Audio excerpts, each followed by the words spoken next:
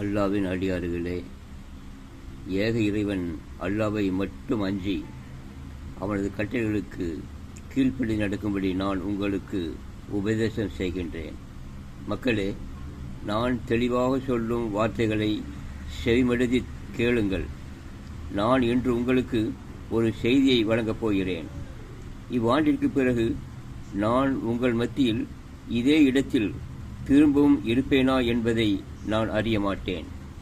மக்களே, இந்த மாதம், இந்த நாள், இந்த நகரம் எவ்வாறு புனிதமானதாக உள்ளதோ அவ்வாறே நீங்கள் உங்கள் இரட்சகனுக்கு முன்னால் ஆஜராகும் வரையில் ஒவ்வொரு மனிதனின் இரத்தமும் உடமைகளும் பிற மனிதனுக்கு புனிதமானதாக ஆக்கப்பட்டுள்ளது. நிச்சயமாக நீங்கள் அனைவரும் உங்கள் இறைவனை சந்திப்பீர்கள். உங்களின் செயல்களுக்கு நீங்கள் ஒவ்வொருவரும் பதில் சொல்ல வேண்டியவர்களாக இருப்பீர்கள்.